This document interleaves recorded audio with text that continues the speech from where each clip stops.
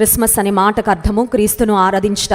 ఒకవేళ ఈరోజు కొత్త బట్టలు వేసుకోకపోయినా పర్వాలేదు, బిర్యానీ చేసుకోకపోయినా తినకపోయినా పర్వాలేదు, ఇల్లంతా అందంగా అలంకరించుకోకపోయినా పర్వాలేదు, కానీ నిజమైన క్రిస్మస్ మనం జరుపుకోవాలంటే యేసయ్యను హృదయపూర్వకంగా ఆరాధించాలి. ఎందుకంటే పరలోకాన్ని విడిచిపెట్టి నీ కోసం నా కోసం ఒక చిన్న బాలునిగా ఈ లోకంలో యేసయ్య జన్మించాడు. యేసుక్రీస్తు ప్రభువారి యొక్క జన్మను గురించి ఆలోచన చేసినప్పుడు there's one thing that always amazes మీ.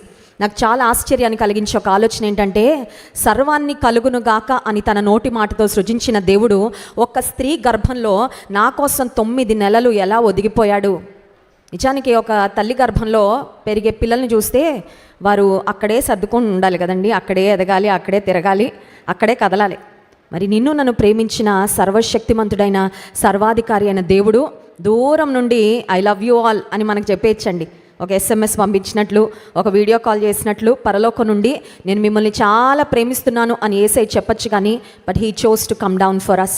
ఆయన మనతో కనెక్ట్ అవ్వడానికి, మనకు సమీపంగా రావడానికి ఇష్టపడి ఈ భూమి మీదకి దిగి వచ్చాడు. కనుక ఈ ఉదయకాల సమయంలో మరి క్రిస్మస్కి నాకేం గిఫ్ట్ వస్తుందని మనం ఆలోచన చేస్తూ ఉంటాం కదా.